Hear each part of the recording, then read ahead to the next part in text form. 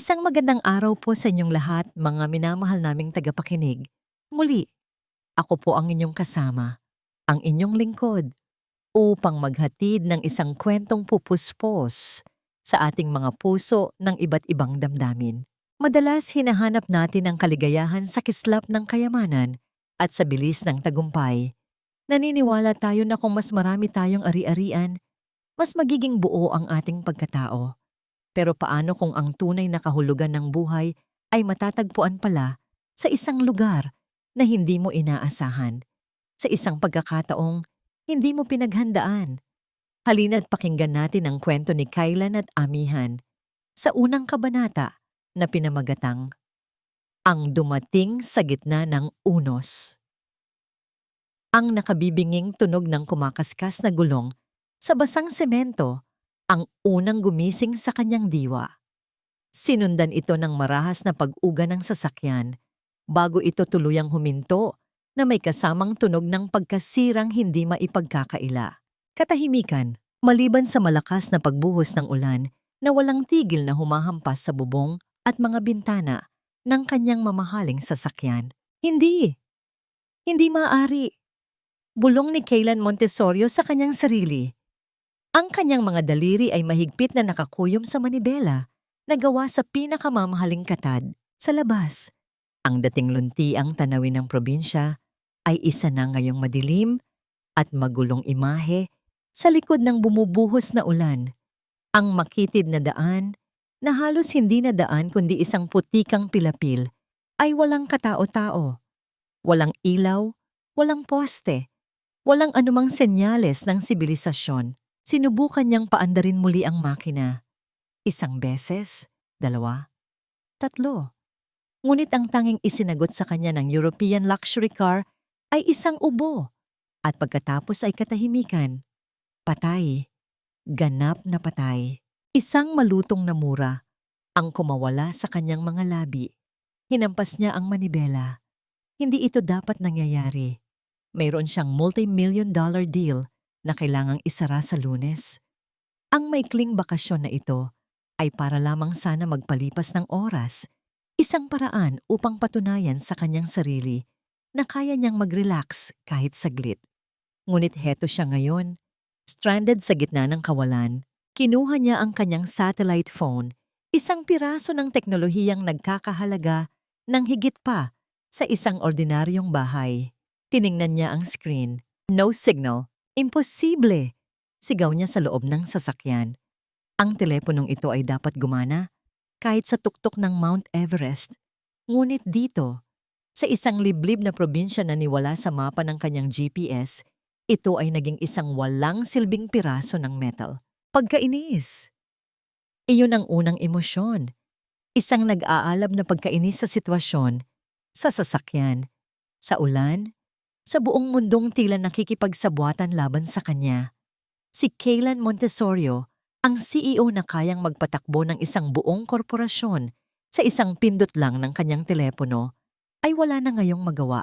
Lumipas ang halos isang oras. Ang dilim sa labas ay lalo pang kumapal. Ang ulan ay hindi pa rin tumitila. Ang pag-asa ni Kaylan ay unti-unti nang nauubos, napapalitan ng isang damdaming hindi niya madalas maranasan, ang pagiging walang kapangyarihan. At doon, sa gitna ng kanyang pagkayamot, mayroon siyang naaninag, isang maliit na ilaw, isang munting sinag na sumasayaw sa gitna ng kadiliman, dahan-dahang papalapit. Ipinikit niya ang kanyang mga mata at muling binuksan. Iniisip na baka namamalikmata lang siya. Ngunit naroon pa rin ito. Habang papalapit ang ilaw, nagsimula itong magkahugis. Isang tao, may hawak na payong at isang maliit na flashlight. Napakunot ang noo ni Kaylan. Sino ang baliw na maglalakad sa ganitong panahon? Huminto ang figura sa tapat ng bintana ng kanyang sasakyan. Kumatok ito ng marahan. Nag-alinlangan si Kaylan. Ang utak niyang sanay sa panganib ng syudad ay nagsasabing huwag itong pansinin. Ngunit ang bahagi ng kanyang pagkatao na desperado na ay nag-utos sa kanya na pindutin ang buton upang bahagyang bumaba ang bintana. Ang malamig na hangin at ambon ay pumasok sa loob. Kasabay nito ay isang malinaw at mahinahong boses. May tao ba riyan? Ayos ka lang kuya? Isang babae. Nakikita niya ngayon ang kanyang mukha sa liwanag ng flashlight. Simple ang kanyang itsura, walang kolorete, at ang kanyang buhok ay bahagyang basa dahil sa ulan. Nakasuot siya ng isang lumang jacket sa ibabaw ng isang simpleng bestida. Ngunit ang kanyang mga mata, mayroon itong sinseridad na matagal nang hindi nakikita ni Kaylan. My car broke down, sagot niya. Ang kanyang boses ay masungit at walang pasensya. Hindi nagulat ang babae sa kanyang tono. Tila ba sanay na ito? Halata nga po, sabi nito na may bahagyang nangiti. Delikado po rito kapag bumabagyo. Madalas gumuho ang lupa. Baka gusto niyo pong sumilong muna sa amin? Malapit lang po ang bahay namin dito. Tiningnan niya ito mula ulo hanggang paa. Isang taga-baryo. Ano ang maitutulong nito? Ngunit ano ang pagpipilian niya? Ang manatili sa loob ng kotse at maghintay ng himala? May telepono ka ba? Cellphone? Landline? Tanong niya. Umaasang meron itong paraan para makatawag siya. Umiling ang babae. Naku, wala pong signal dito kuya. Lalo na't masama ang panahon. Minsan 1 linggo bago bumalik. Halika na po. Sumama na kayo sa akin. Pwede kayong maghintay doon hanggang tumila ang ulan. Ang ideya na pumasok sa bahay ng isang estranghero sa isang lugar na hindi niya alam ay labag sa lahat ng kanyang prinsipyo. Ngunit ang ideya na manatili sa dilim, sa gitna ng isang bagyo, ay mas nakakatakot. Sa huli, ang kanyang desperasyon ang nanalo. Dahan-dahan niyang binuksan ang pinto ng sasakyan. Agad na bumuhos sa kanya ang malakas na ulan. Sinubukan siyang payungan ng babae. Ako si Amihan, pagpapakilala nito. Kaylan, may kliniyang sagot, habang sinusubukang iwasan ng putik sa kanyang libu-libong dolyar na sapatos. Sinundan niya ang liwanag ng flashlight ni Amihan. Bawat hakbang ay isang pagsubok. Ang daan ay madulas. Ang hangin ay malamig. Nagsimula siyang manginig. Ilang minuto pa silang naglakad hanggang sa may natanaw siyang isang maliit na bahay na gawa sa kahoy. Ang mga bintana nito ay nagliliwanag dahil sa isang ilaw sa loob. Binuksan ni Amihan ang pinto. Tuloy po kayo, sabi nito. Pumasok si Kaylan. At sa sandaling iyon, isang kakaibang amoy ang sumalubong sa kanya. Hindi ito ang amoy ng leather, pabango o air freshener na sanay siya. Ito ay amoy ng kaping barako na bagong luto, ng kahoy na bahagyang mamasa-masa dahil sa ulan at ng lutong bahay. Simple. Totoo. Tumingin siya sa paligid. Ang bahay ay maliit at payak. Mga kasangkapang gawa sa kahoy, mga kurtinang gawa sa simpleng tela, at isang maliit na altar sa isang sulok. Walang mamahaling palamuti, walang makabagong teknolohiya. Ngunit meron itong init.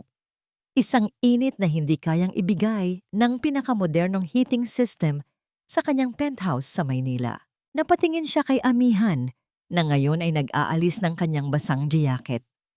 Pagkatapos ay tumingin siya sa labas, sa kanyang sasakyang nakalubog sa dilim at ulan. Sa sandaling iyon, sa gitna ng amoy ng kapeng barako at basang lupa, naintindihan ni Kaylan ang tunay na kahulugan ng pagiging bihag. Hindi siya bihag ng bagyo o ng sirang sasakyan. Bihag siya ng isang mundong ganap na dayuhan sa kanya. At ang tanging taong makakatulong sa kanya ay ang babaeng ito na ang tanging yaman ay ang kabutihan ng kanyang puso. Pinagmasdan ni Amihan Sarmiento ang kanyang hindi inaasahang bisita. Nakaupo ito sa isang silyang yantok sa kanilang munting sala. Ang kanyang katawan ay tila hindi komportable. Ang kanyang mga mata ay ligaw. Na pinagmamasdan ang bawat sulok ng bahay na para bang isa itong kakaibang specimen sa isang laboratorio. Ang kanyang mga damit na may tatak ng mga sikat na taga-disenyo ay basang-basa at nababahiran na ng putik. Ang kanyang sapatos na gawa sa katad na marahil ay nagkakahalaga ng higit pa sa buong laman ng kanilang bahay ay nakalagay malapit sa pinto, isang paalala ng magkaibang mundong kanilang ginagalawan. May kung anong pagdududa sa dibdib ni Amihan. Hindi ito ang unang beses na nakakita siya ng taga Maynila na napadpad sa kanilang baryo Kalinaw. Ngunit iba ang isang ito. Mayroon siyang aura ng kapangyarihan, ng pagiging sanay, na nasusunod ang lahat ng gusto. At ang mga taong ganoon, ayon sa kanyang karanasan, ay madalas magdala ng gulo.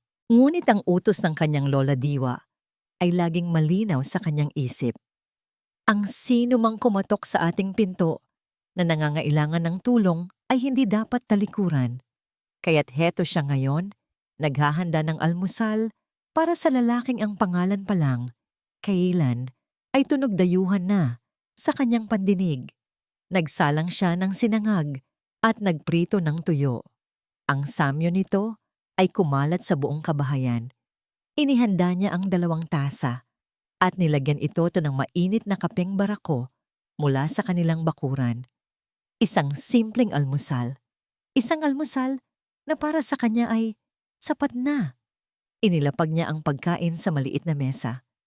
"Kain na po tayo, Kuya Kaylan," magalang niyang sabi. Lumapit si Kaylan sa mesa. Tiningnan niya ang nakahain. Ang kanyang ilong ay bahagyang kumunot. Nakita yon ni Amihan. Isang maliit na reaksyon, ngunit sapat na para sabihing hindi ito ang kanyang nakasanayan. May espresso ba kayo?" tanong nito. Napangiti si Amihan sa loob-loob niya. Isang ngiting may halong pagkaaliw. Espresso. Dito sa Baryo Kalinaw, ang espresso ay isang salitang naririnig lang nila sa mga pelikula. "Kape lang po ang meron kami, kuya," mahinahon niyang sagot. "Pero masarap yan," matapang. Walang nagawa si Kaylan kundi umupo. Tinikman niya ang kape at tila nagulat sa lasa. Maingat niyang sinubukan ang sinangag at tuyo. Kumain siya nang walang imik, ngunit kitang-kita sa bawat kilos niya ang pag-iingat, na para bang ang pagkaing iyon ay maaring makalason sa kanya. Pagkatapos kumain, habang nagliligpit si Amihan ng pinagkainan, biglang tumayo si Kaylan at may kinuha sa kanyang wallet. Isang makapal na lupi ng mga tig-1,000 piso. Inabutan niya si Amihan. "For your trouble," sabi niya sa isang business-like na tono. "Para sa pagkain at sa pagpapatuloy mo sa akin." Natigilan si Amihan. Naramdaman niya na tila may kumirot sa kanyang dibdib. Para bang ang simpleng alok niya ng tulong ay binigyan ng presyo na para bang isa itong serbisyong kailangan bayaran. Ibinalik niya ang tingin kay Kaylan at sa pagkakataong ito, nawala ang bahagyang nangiti sa kanyang mga labi. "Hindi po nabibili ang tulong dito sa amin, kuya," mariin ngunit magalang niyang sabi. "Itago niyo na po iyan. Baka mas kailanganin niyo." Nagulat si Kaylan sa kanyang pagtanggi.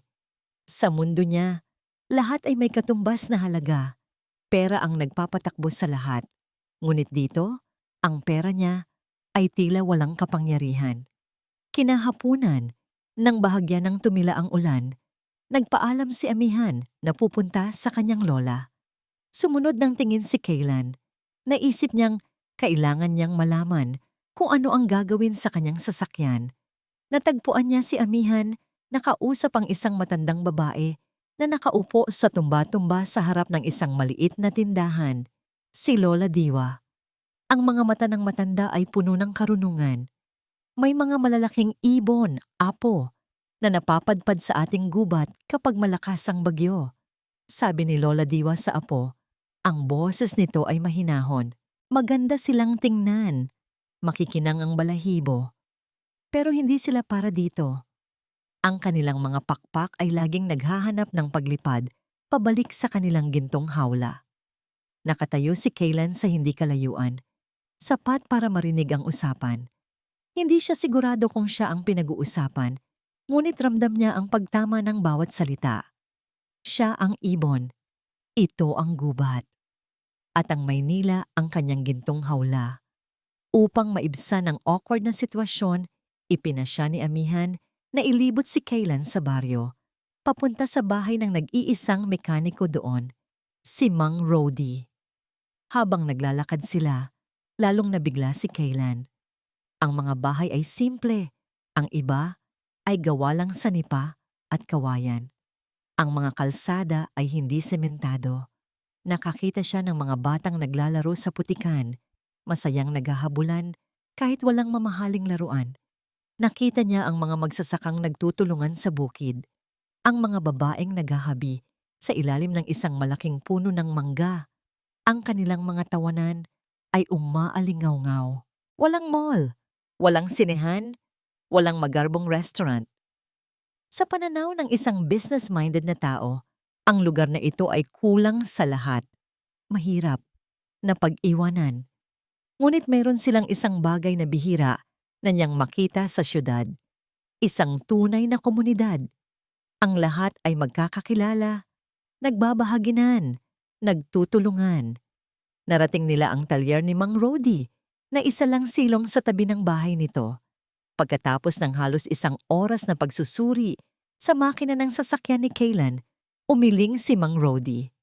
"Naku sir," sabi ng mekaniko habang nagpupunas ng grasa sa kamay. "Malala po ang tama. Nasunog po yung computer box nyo. Espesyal po ang piyesang yan. Kailangan pa pong i-order mula Maynila." Nakahinga ng maluwag si Kaylan. "Okay, how long? 3 days? 4? Tumingin si Mang Rody kay amihan bago muling humarap kay Kaylan na may alanganing ngiti. "Sir, malayo po tayo sa kabihasnan. Ang biyahe ng piyesa papunta rito, kung mabilis na, aabutin po ng mga 2 linggo." 2 linggo. Ang mga salitang iyon ay tila isang malakas na sampal kay Kaylan. Napatulala siya. Ang kanyang mga plano, ang kanyang deal, ang kanyang buong mundo ay biglang huminto. Tumingin siya sa paligid, sa simpleng baryo, sa mga taong simple ang pamumuhay. At pagkatapos ay tumingin siya kay amihan na nakatayo roon, tahimik na nagmamasid. Ang mukha nito ay walang emosyon, ngunit sa mga mata nito, nakita ni Kaylan ang isang bagay na nagpatindig ng kanyang balahibo. Awa. Ang kanyang simpleng dampa ay naging isa ng kulungan. At si Kaylan Montesorio, sa unang pagkakataon sa kanyang buhay, ay isang bilanggo. Lumipas ang 3 araw na parang 3 taon para kay Kaylan Montesorio. Ang bawat umaga ay pareho. Gigising siya sa tilaok ng manok sa halip na sa alarma ng kanyang smart device. Kakain siya ng almusal na inihanda ni amihan. Isang almusal na simple ngunit laging mainit. At pagkatapos, haharapin niya ang isang buong araw ng wala. Walang mga meeting, walang stock market reports, walang mga email na kailangang sagutin. Ang kanyang buhay na dati puno ng ingay at pagmamadali ay napalitan ng isang nakabibinging katahimikan. Upang takasan ang 4 na sulok ng tinutuluyan niyang silid, natagpuan niya ang kanyang sarili na laging napapadpad sa nag-iisang lugar sa baryo na may kahit anong uri ng aktibidad, ang Amihan's Abot Tanaw Cafe. Isang maliit na kapihan na gawa sa kawayan at nipa, nakatayo sa isang munting burol kung saan tanaw ang luntiang mga palayan. Dito, umuupo si Kaylan sa isang sulok. May isang tasang kape sa harap at nagmamasid. Pinapanood niya si amihan. Pinapanood niya kung paano nito binabati ang bawat customer sa kanilang pangalan. Kung paano gumagalaw ang kanyang mga kamay nang may kahusayan habang nagtitimpla ng kape o naghahain ng kakanin. Pinapanood niya ang kanyang ngiti, isang nangiting totoo at mainit para sa lahat, maliban sa kanya. Sa kanya, ang nangiti ni amihan ay laging magalang, ngunit may distansya, may pader. Sa una, ang pagmamasid niya ay bilang isang CEO na sinusuri ang isang maliit na negosyo. Hindi epesyente ang kanyang sistema. Masyadong matagal ang paghahanda. Kailangan niya ng mas magandang inventory management. Ngunit habang tumatagal, ang kanyang pagsusuri ay napalitan ng ibang damdamin. Paghanga, nakikita niya ang pagmamahal na ibinubuhos ni amihan sa kanyang munting kapihan. Nakikita niya ang respeto ng mga taga-baryo sa kanya. Nakikita niya ang isang babaeng buong tapang na itinaguyod ang kanyang maliit na pangarap Sa gitna ng kasimplihan at sa hindi maipaliwanag na dahilan, ang paghangang iyon ay nakakabagabag sa kanya. Isang hapon, habang abala ang kapihan, biglang nanginig ang mga bumbilya. Sinundan ito ng isang tunog ng pagsabog mula sa likod ng kapihan at biglang nagdilim ang lahat. Ang nag-iisang coffee grinder ay huminto sa pag-ikot. Nagkaroon ng bulungan mula sa mga customer. Naku, yung generator na naman. Narinig ni Kaylan na sabi ng isang matandang lalaki. Nakita ni Kaylan ang pagbabago sa mukha ni Amihan. Ang kanyang nangiti ay napalitan ng pag-aalala. Mabilis siyang lumabas papunta sa likod. Sinundan siya ni Kaylan ng tingin at pagkatapos ng ilang sandali, sinundan na rin niya ito. Natagpuan niya si Amihan na nakatayo sa harap ng isang luma at umuusok na generator set. Sinusubukan niyang hilahin ang starter cord ngunit walang nangyayari. May bahid ng pagkabigo sa kanyang mukha. Bumili ka na lang ng bago. Sabi ni Kaylan, ang boses niya ay natural na lumabas na parang nagbibigay ng utos.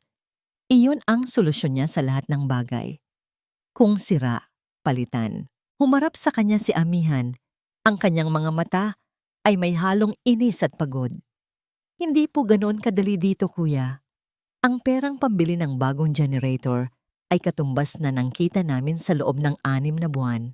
Ang mga salitang iyon ay tumama kay Kaylan. Muli, ipinaalala sa kanya ng babaeng ito ang agwat ng kanilang mga mundo. Ngunit sa pagkakataong ito, sa halip na mainis, nakaramdam siya ng ibang bagay. Nakita niya ang sinserong pag-aalala sa mga mata ni Amihan. Ito ang kanyang kabuhayan. At sa sandaling iyon, ang CEO sa loob niya ay nanahimik at lumabas ang isang bagay na matagal na niyang kinalimutan. Ang binatang dating nag-aral ng engineering bago siya pilitin ng kanyang ama na kumuha ng business management. Tumabi ka, sabi niya sa isang mahinahong tono. Nag-alinlangan si Amihan. Marunong po kayo nito? Hindi siya sumagot. Sa halip, itinaas niya ang manggas ng kanyang mamahaling polo shirt. Lumuhod siya sa tabi ng generator, hindi inalintana ang putik. Sinimulan niyang suriin ang makina, ang kanyang mga daliri na sanay sa keyboard ng laptop at touchscreen ng telepono ay maingat na kinakapa ang mga alambre at tornilyo. Ilang minuto siyang tahimik na nagtrabaho. Si Amihan ay nakatayo lamang sa likod niya, nagmamasid, hindi makapaniwala sa kanyang nakikita. Ang aroganteng milyonaryo mula sa Maynila ay ngayon ay puno ng grasa ang mga kamay. Pagkatapos ng halos kalahating oras, tumayo si Kaylan. Subukan mong i-start. Muli, hinila ni Amihan ng cord. At sa isang milagro, umubo ang makina, umugong, at pagkatapos ay umandar ng tuloy-tuloy. Ang mga ilaw sa loob ng kapihan ay muling sumindi. Narinig nila ang masayang hiyawan ng mga customer sa loob. Humarap si Amihan kay Kaylan. Ang kanyang muka ay puno ng pagkamangha. Ang kanyang mga mata, sa unang pagkakataon ay tumingin sa kanya ng walang bakas ng pagdududa o distansya. Ang nakita ni Kaylan ay purong pasasalamat. Salamat! Sabi niya. Ang kanyang boses ay halos isang pabulong. Maraming salamat. Nagkatitigan sila. Sa sandaling iyon, tila huminto ang oras. Nawala ang ingay ng generator, nawala ang mga customers sa loob. Ang tanging nakikita ni Kaylan ay ang mga mata ni Amihan na kumikinang sa pasasalamat. Ang tanging nararamdaman niya ay isang kakaibang kuryente, isang kilig na hindi niya kailanman naramdaman sa piling ng mga babaeng sopistikada at mayaman na kanyang nakakasama. Ngumiti si Amihan, isang totoong nangiti. At sa ngiting iyon, naramdaman ni Kaylan na may nabago sa loob niya. Isang maliit na binhi ang itinanim sa kanyang puso. Kinagabihan, habang nakahiga siya sa kanyang kama, hindi mapakali si Kaylan. Pinikit niya ang kanyang mga mata at sinubukang isipin ang mga numero, ang stock market, ang deal na nakabinbin. Ngunit ang tanging lumalabas sa kanyang isipan ay ang imahe ng ngiti ni Amihan. Ang totoong nangiti. Bigla, sa gitna ng katahimikan, Umilaw ang screen ng kanyang telepono. Nag-vibrate ito ng isang beses, isang himala. Nagkaroon ng signal, kahit isang bar lang, sa loob ng ilang segundo. Isang text message mula sa isang numerong kilalang kilala niya. Ang mensahe ay maikli, ngunit puno ng lamig. Isang kabaligtaran ng init na kanyang naramdaman buong araw. Sender, Celestina. Message, enjoy your vacation. Huwag kang masyadong maging komportable. Biglang bumalik ang lahat. Ang bigat ng kanyang mundo, ang lamig ng kanyang katotohanan. At napagtanto ni Kaylan na habang siya ay abala sa pagtuklas ng isang bagong damdamin, ang kanyang dating buhay ay hindi nakakalimot. At ito ay nagbabantay. Mayroong nabago. Iyon ang unang naisip ni Amihan kinabukasan pagkatapos ng insidente sa generator. Hindi ang kilos ni Kaylan, nanatili pa rin itong tahimik at palaging nagmamasid. Ang nabago ay ang paraan ng kanyang pagtingin dito. Ang pader na itinayo niya sa paligid ng kanyang puso, na gawa sa mapait na karanasan at pagdududa, ay nagkaroon ng maliit na bitak. Ang pag-aayos ni Kaylan sa generator ay hindi lang simpleng pagtulong. Para sa kanya, iyon ay isang akto ng pagpapakumbaba. Ang isang taong sanay na utusan ng iba ay hindi nag-atubiling dumihan ang sariling mga kamay para sa isang bagay na mahalaga sa kanya. At dahil doon, nagsimulang makita ni Amihan ang tao sa likod ng mamahaling damit at aroganteng pananalita. Isang umaga, habang abala siya sa paghahanda ng mga order sa kanyang kapihan, napansin niyang nauubusan na siya ng butil ng kape. Napabuntong hininga siya. Kailangan na naman niyang isara ang tindahan ng maaga para lang bumili ng supply sa bayan. Lumapit si Kaylan sa counter, may hawak na tasa. Mukhang may problema ka. Hindi ito tanong, kundi isang statement. Kulang na ang stock ko, amin niya. Kailangan kong mamalengke. Tumingin si Kaylan sa maliit na whiteboard kung saan niya isinusulat ang kanyang inventaryo. Pinagmasdan niya ito ng ilang sandali. Ang sistema mo, masyado kang nagre-react lang kapag paubos na. Hindi ka nag-a-anticipate. Sasalag sana si Amihan, iisiping pinapangaralan na naman siya. Ngunit sa pagkakataong ito, iba ang tono ni Kaylan. Hindi ito mapanuri, kundi mapanuri sa paraang gustong makatulong. Kumuha ito ng isang pirasong papel at lapis. Pwede tayong gumawa ng simpleng sistema, sabi niya. I-track natin kung ano ang mabilis maubos sa anong araw. By doing that, malalaman mo kung kailan ka dapat bumili bago ka pa maubusan. Sa sumunod na kalahating oras, ang bilyonaryong CEO ay naging isang business consultant para sa isang maliit na kapihan sa gitna ng kawalan. Ipinakita niya kay Amihan kung paano gumawa ng simpleng inventory tracking system gamit lang ang logbook at panulat. Namangha si Amihan.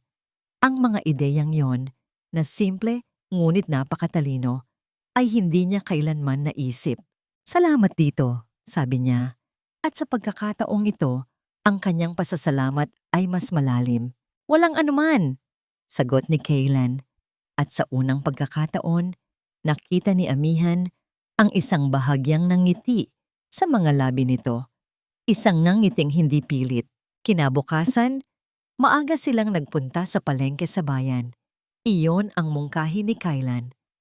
Para makita natin sa aktwal ang sistema, sabi nito, kahit na alam ni Amihan na gusto lang nitong makalabas at makakita ng ibang lugar. Ang biyahe sa tricycle ay isang karanasan para kay Kaylan. Bawat lubak ay halos magpabangga sa kanilang mga balikat. At sa bawat pagkakataong yon, nakakaramdam si Amihan ng kakaibang kaba. Sa palengke, tila isang bata si Kaylan na ngayon lang nakakita ng mundo. Namamangha siya sa dami ng sariwang gulay, sa mga makukulay na prutas, at sa ingay ng tawaran sa pagitan ng mga tindera at mamimili. Ang gulo, sabi nito, ngunit sa kanyang mga mata, nakikita ni Amihan ang pagkaaliw. Ito ang buhay dito, sagot niya habang nakikipagtawaran sa isang tindera ng kape. Tinulungan siya ni Kaylan sa pagbubuhat ng mga bayong. Sa unay tila alanganin ito, hindi sanay sa pisikal na gawain. May isang pagkakataon na Muntik na nitong mabitawan ng isang bayong ng mga mangga na nagdulot ng malakas na tawanan mula kay amihan. Sa halip na mainis, tumawa na rin si Kaylan, isang tunay na tawa. At ang tunog niyon ay musika sa pandinig ni amihan. Ang distansya sa pagitan nila ay unti-unting nawawala. Napapalitan ng mga biruan, ng mga ngiti, at ng komportableng katahimikan. Kinagabihan, pagkatapos ng isang abalang araw sa kapihan, naisipan ni amihan na magpahangin. Nagulat siya nang makitang nakasunod sa kanya si Kaylan.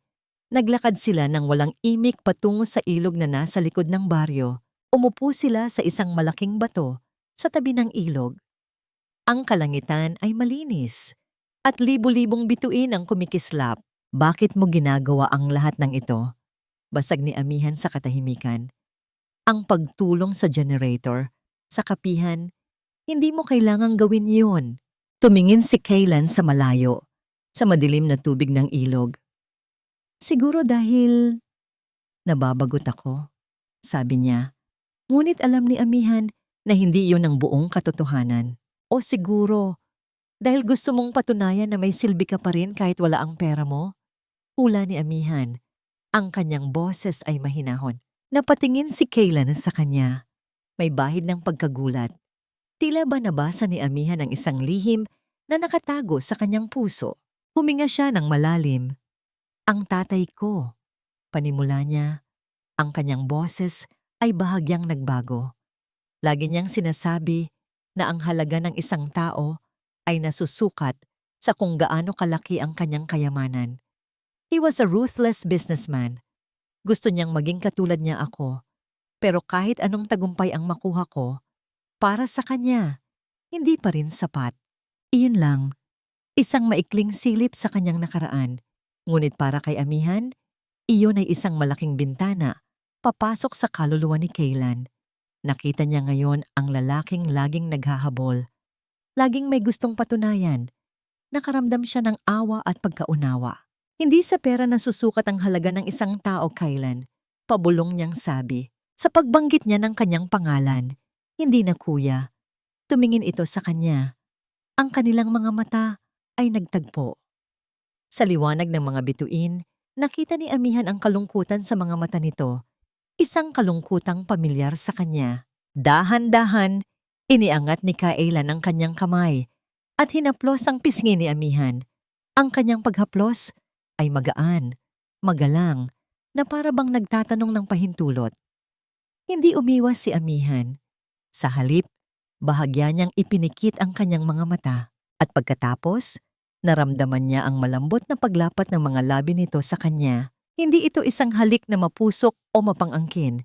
Ito ay isang halik na puno ng pag-aalangan, ng kalungkutan, at ng isang tanong.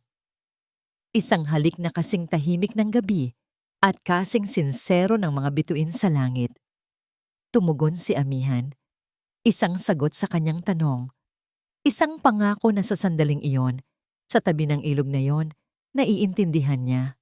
Nang maghiwalay ang kanilang mga labi, nanatili silang magkalapit, ang kanilang mga noo ay magkadikit.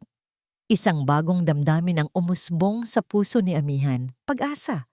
Isang mapanganib, ngunit napakagandang pag-asa. Ngunit habang pabalik na sila sa baryo, may isang bagay na pumukaw sa kanilang pansin. Isang pares ng maliwanag na ilaw mula sa isang sasakyan ang dahan-dahang pumapasok sa Baryo Kalinaw. Isang malaking itim na jeep, isang sasakyang hindi pamilyar sa lugar. Hating gabi na, walang taga-baryo ang aalis o darating ng ganoong oras. Biglang nanlamig si amihan. Ang init na dala ng halik ay napalitan ng kaba. Ang pag-asang umusbong sa kanyang puso ay biglang nilukob ng isang hindi maipaliwanag na anino ng pangamba. Ang pagdating ng itim na jeep ay nag-iwan ng hindi mapakaling damdamin sa buong baryo kinabukasan. Walang nakakaalam kung sino ang mga sakay nito o kung ano ang kanilang pakay. Dumating sila sa dilim at umalis bago pa man sumikat ang araw. Nag-iwan lamang ng mga bakas ng gulong sa mamasa-masang lupa bilang patunay na hindi sila isang panaginip. Sinubukan ni Kaylan na huwag itong pansinin. Sinubukan niyang ibalik ang kanyang isip sa gabi Sa tabi ng ilog, sa lambot ng labi ni Amihan, sa init ng mga titig nito. Ngunit ang pagiging negosyante niya, ang kanyang likas na pag-iisip na laging may kahina-hinala sa mga bagay na hindi pangkaraniwan ay hindi mapakali. Ngunit mas matindi ang epekto nito kay Amihan. Para sa kanya, ang sasakyang yon ay isang masamang pangitain. Nang sumunod na araw, ang kaba ay naging isang tunay na banta. Dalawang lalaking nakapormal na kasuotan, mga itsurang halatang hindi taga-baryo, ang lumitaw. May dala silang mga kakaibang kagamitan, mga aalidad na may tripod, mga panukat, at mga mapa. Nagsimula silang maglakad-lakad sa paligid ng baryo, sinusukat ang mga lupain, partikular ang mga lupang malapit sa ilog at sa burol kung nasaan ang kapihan ni Amihan. Ang mga taga-baryo ay nagtipon-tipon, nagbubulungan. Ang kanilang mapayapang pamumuhay ay biglang nagambala. Si Kaylan, na hindi na nakatiis, ay nilapitan ang dalawang lalaki. "Sino kayo? At ano ang ginagawa ninyo dito?" Tanong niya. Ang kanyang boses ay may awtoridad na natural sa kanya. Tiningnan siya ng isa sa mga lalaki mula ulo hanggang paa. Tila tinatantya ang kanyang halaga. "Land survey," maikli nitong sagot na para bang iyon ay sapat ng paliwanag. Utos mula sa itaas. "Anong itaas? Sino ang kliyente ninyo?" Giit ni Kaylan. Nagkatinginan ang dalawang lalaki. "Hindi kami awtorisadong sabihin ang impormasyon na yan," sabi ng isa. Bago sila nagpatuloy sa kanilang ginagawa, na epektibong tinatapos ang usapan, bumalik si Kaylan sa kapihan. Ang kanyang noo ay nakakunot sa pag-aalala. Nakita niya si Amihan na nakatingin sa mga surveyor. Ang kanyang mukha ay maputla. Ang kanyang mga kamay ay bahagyang nanginginig habang nagpupunas siya ng isang tasa. "Ami," tawag niya. Ginamit ang pangalang yon sa unang pagkakataon. "Huwag kang mag-alala. Aalamin ko kung ano to." Tumingin sa kanya si Amihan at sa mga mata nito, nakita ni Kaylan ang isang damdaming mas malalim pa sa pag-aalala. Nakita niya ang takot. Isang takot na tila may pinaghuhugutan mula sa nakaraan. Kinagabihan, hindi mapakali si Amihan. Ang lahat ng nangyayari ay tila isang masamang panaginip na paulit-ulit na bumabalik. Ang mga estranghero, ang pagsusukat ng lupa, ang mga pangakong hindi natupad. Nasa isang panaginip siya. Bata pa siya. Isang lalaking nakangiti, magaraang suot, ang dumating sa kanilang baryo. May dala itong mga plano at mga pangako. Isang pabrika raw na magbibigay ng trabaho sa lahat. Hinikayat nito ang mga taga-baryo na mag-ambag ng maliit na halaga bilang investment. Marami ang naniwala, kasama na ang kanyang mga magulang. Naalala niya ang pag-asa sa kanilang mga mata. Ang lalaki ay naging malapit sa kanya, hinangaan niya ito. Ngunit isang araw, bigla na lang itong nawala. Kasama ang lahat ng pera na kanilang inipon.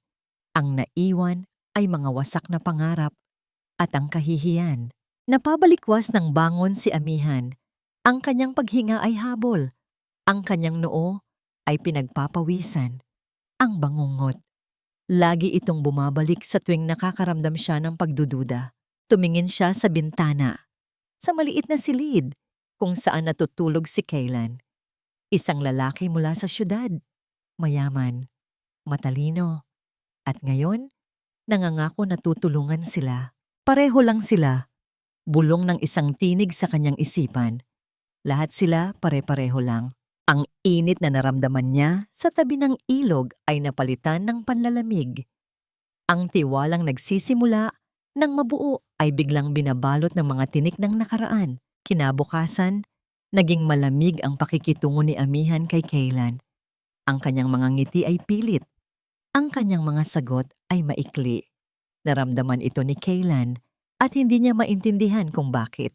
"May problema ba, Ami?" Tanong niya nang maabutan niya itong mag-isa sa kapihan. "Wala." Sagot nito, hindi nakatingin sa kanya. "Alam kong meron. Dahil ba ito sa mga surveyor? Sinabi ko naman sa'yo, aalamin ko." "Wag!" Putol ni amihan. Ang kanyang boses ay biglang tumaas. Huwag kang mangako ng kahit ano. Sanay na kami sa mga pangako. Sa mga taong darating dito, mag-aalok ng tulong at pagkatapos ay mawawala na lang na parang bula. Natigilan si Kaylan. Ngayon niya naintindihan. Ang takot ni amihan ay hindi lang dahil sa mga surveyor. Ang takot niya ay dahil sa kanya. Lumapit siya. Hindi ako katulad nila. Paano ko malalaman? Tanong ni amihan. Sa wakas ay tumingin sa kanya. Ang kanyang mga mata ay puno ng sakit at pagdududa. Galing ka rin sa mundo nila. Isang mundo kung saan ang mga lugar na tulad nito ay tinitingnan lang bilang isang investment opportunity, isang piraso ng lupa na maaaring pagkakitaan. Iba na ngayon, giit ni Kaylan. Ang kanyang boses ay puno ng sinseridad. Simula nang dumating ako dito, simula nang makilala kita, may nagbago. Hinawakan niya ang mga kamay ni amihan. Manatili ka sa tabi ko. Pangako, poprotektahan ko kayo. Poprotektahan ko ang lugar na ito. Ang kanyang mga salita ay puno ng katapatan. Gustong maniwala ni amihan. Isang bahagi ng kanyang puso ang gustong-gustong maniwala. Ngunit ang sugat ng nakaraan ay napakalalim. Sa gitna ng kanilang pag-uusap, isang bata ang tumakbong humihingal papasok sa kapihan. Ate Ami, may pinaskil po sa gitna ng baryo. Nagkatinginan sina Kaylan at amihan.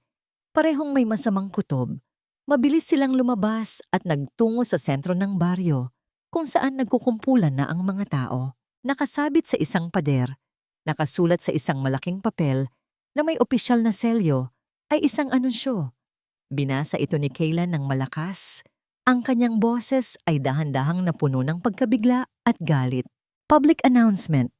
Ang lupain na sakop ng Baryo Kalinaw ay nakatakdang sumailalim sa isang redevelopment project sa ilalim ng pamamahala ng Imperial Corporation. Imperial Corporation. Ang pangalang iyon.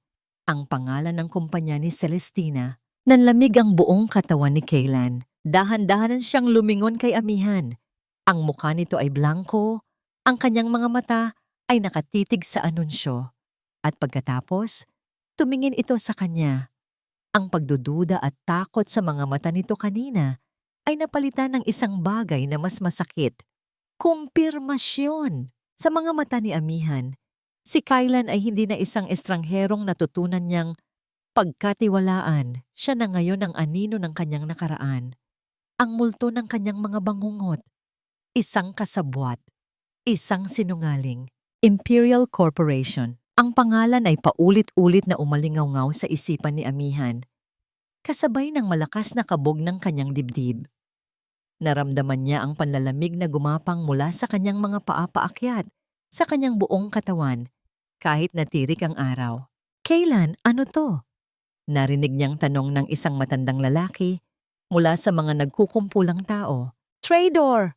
Sigaw ng isa pa. Ang lahat ng mga mata na dati tumitingin kay Kaylan nang may paghanga ay ngayon ay puno na ng galit at pagkasuklam. Tumingin si amihan kay Kaylan. Nakita niya ang pagkasindak sa mukha nito, ang pagkalito. Sinubukan nitong magsalita. Sinubukang lumapit sa kanya. Ami, maniwala ka. Wala akong alam dito. Ngunit huli na ang lahat. Ang kanyang mga salita ay nilamon ng isang tunog na hindi pamilyar sa kanilang baryo. Isang malakas, pumupunit sa langit na ugong na papalapit ng papalapit. Napatingala ang lahat. Mula sa asul na kalangitan, isang dambuhalang ibon na gawa sa bakal ang bumababa. Isang itim at makintab na helicopter. Ang malakas na hangin mula sa ilisin nito ay nagliparan ng alikabok, mga tuyong dahon, at nagpatakbo sa mga manok sa iba't ibang direksyon. Ang mga bubong na pawid ng ilang kabahayan ay tila yumuyuko sa kapangyarihan nito. Ito ay isang pagsalakay. Isang pagpapakita ng lakas na layuning takutin at sindakin sila. Lahat ay napaatras habang ang helicopter ay dahan-dahang lumapag sa gitna ng kanilang munting plaza, ang nag-iisang malawak na espasyo sa baryo. Ang damo ay nayupi sa bigat at lakas nito. Nang tuluyang huminto ang pag-ikot ng Elise, bumukas ang pinto nito. Sandaling katahimikan. Lahat ay naghihintay, pigilang paghinga. At pagkatapos, isang paa ang lumabas. Nakasuot ng isang napakamahal na puting stiletto. Lumubog ito ng bahagya sa putik. Ngunit tila hindi ito inalintana ng may-ari.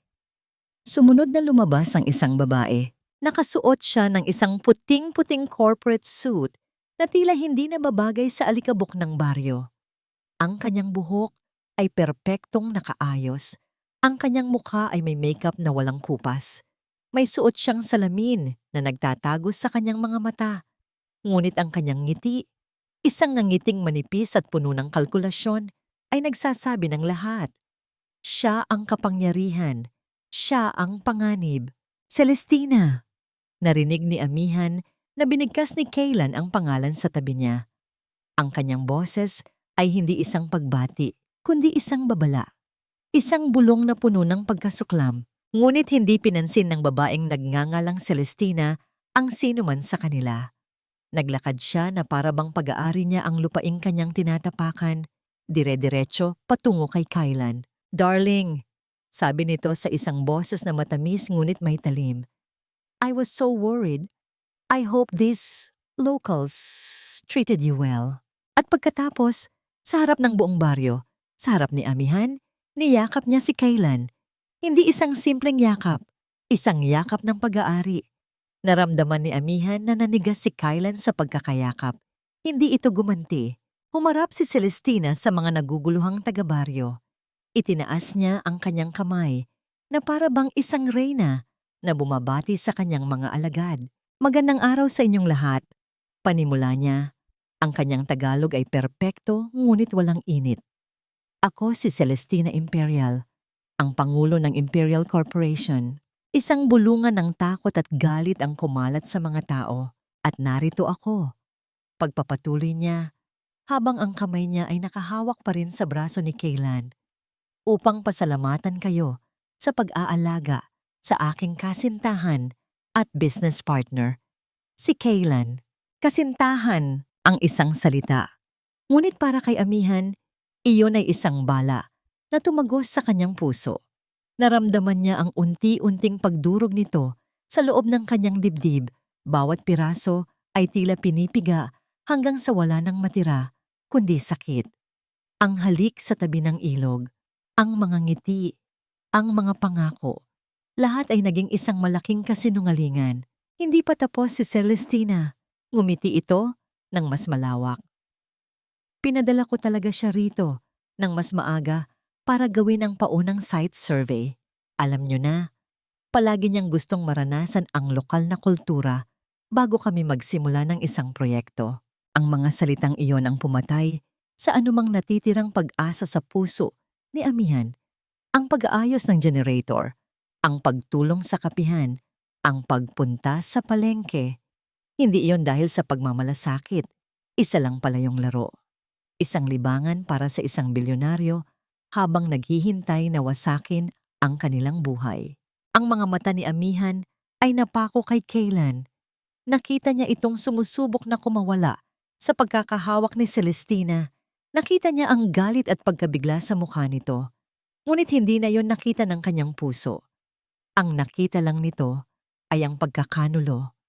Ang lalaki sa kanyang bangungot ay nagkaroon ng mukha at pangalan. Kaylan Montessorio. Sa wakas, napansin ni Celestina ang titig ni Amihan. Ang kanyang mga mata ay dahan-dahang lumingon sa kanya. Sinusuri siya mula ulo hanggang paa na may halong paglibak. Dahan-dahan itong lumapit. Huminto ito sa mismong harapan ni Amihan. Ibinaba nito ang kanyang salamin at ipinakita ang isang pares ng matang matatalim at puno ng pagmamataas. Ngumiti si Celestina, isang ngiting nakakainsulto. "So," sabi nito, ang boses ay sapat na para marinig lang nilang dalawa ni Kaylan. "Ikaw pala? Ang pinaka-interesanteng local experience niya. Tama ba ako, Kaylan? Mahal ko?" Nakatayo lang si Amihan. Hindi makagalaw, hindi makapagsalita. Ang tanging nararamdaman niya ay ang malamig na pagtulo ng luha sa kanyang pisngi, isang luha para sa kanyang nabasag na tiwala at nawasak na puso. Ang pag-alis ng helicopter ni Celestina ay kasing bilis ng kanyang pagdating, ngunit ang pinsalang iniwan nito ay hindi masukat. Iniwan nitong wasak ang kapayapaan ng baryo at winasak nito ng walang awa ang puso ni Amihan. Ang ulan ay muling bumuhos na tila nakikidalamhati sa nangyari. Ngunit hindi nito nahugasan ang galit sa mga mata ng mga taga-baryo. At lahat ng galit na yon ay nakatutok ngayon sa iisang tao. Si Kaylan Montessorio. Umalis ka na dito. Sigaw ng isang ginang. Ang kanyang boses ay nanginginig sa galit. Manloloko, wala kang makukuha sa amin. Sigaw naman ng isang magsasaka. Sinubukan ni Kaylan na magpaliwanag. Makinig kayo sa akin. Hindi ko alam ang plano niya. Hindi ko siya kasintahan. Ngunit ang kanyang mga salita ay walang saysay. Para sa kanila, siya ang ahas na pumasok sa kanilang paraiso. Ang bawat kabutihang ipinakita niya, ang pag-aayos ng generator, ang pagtulong sa kapihan, ay nakikita na ngayon bilang isang pagkukunwari, isang paraan para makuha ang kanilang tiwala. Si Amihan ay tahimik lang na tumalikod. Nagsimula siyang maglakad pabalik sa kanyang kapihan, bawat hakbang ay mabigat, bawat patak ng ulan sa kanyang balat ay parang karayom. Hindi niya kailangang sumigaw. Ang kanyang katahimikan ay mas malakas pa sa anumang sigaw. Sumunod si Kaylan. Ami, mag-usap tayo. Hindi siya pinansin ni Amihan. Nagpatuloy lang siya sa paglalakad. Ang kanyang mga mata ay nakatuon sa daan, na para bang wala siyang naririnig. Naabutan siya ni Kaylan sa mismong pinto ng Abot Tanaw Cafe. Hinawakan siya nito sa braso. Please, pakinggan mo ako. Sa pagdampi ng kanyang kamay, biglang bumalik ang lakas ni Amihan. Isang lakas na nagmula sa galit. Marahas niyang iwinaksi ang kamay nito. Huwag mo akong hawakan! Sigaw niya at sa wakas, humarap sa kanya. Ang kanyang muka ay basang-basa ng ulan at luha. Ang kanyang mga mata, na minsay tumingin sa kanya ng may paghanga at pag-asa, ay ngayon ay nag-aalab sa puot. Ano pa ang gusto mong sabihin, Kaylan? Na hindi mo alam. Na nagkataon lang na ang kasintahan mo ang may-ari ng korporasyong gustong sumira sa aming mga buhay? Huwag mo akong gawing tanga. Hindi ko na siya kasintahan. Matagal na kaming tapos. Desperadong paliwanag ni Kaylan. It was an arranged engagement. Pinipilit lang ng pamilya namin. Itinago ko dahil ayokong maging komplikado ang lahat. Napahalakhak si Amihan. Isang halakhak na walang saya. Komplikado? O dahil mas madaling makuha ang gusto mo kung magpapanggap kang iba? Kung magpapanggap kang simple, kung magpapanggap kang nagmamalasakit? Pumasok si Amihan sa loob ng kapihan. Kinuha niya ang isang maliit na alkansya kung saan niya itinatago ang kanyang mga ipon. Walang pag-aalinlangan, ibinuhos niya ang laman nito sa ibabaw ng isang mesa. Mga barya at lukot na pera. Kinuha niya ang isang dakok at marahas na inihagis sa dibdib ni Kaylan. Heto! Sabi niya. Ang kanyang boses ay nanginginig. Bayad para sa generator mo. Bayad para sa konsultasyon mo. Bayad para sa lahat ng tulong mo. Wala na kaming utang sa'yo. Kaya kunin mo yan at umalis ka na. Napatitig si Kaylan sa mga perang gumulong sa sahig pagkatapos ay kay Amihan. Ang sakit sa mga mata nito ay parang saksak sa kanyang puso. Ami, hindi ganyan.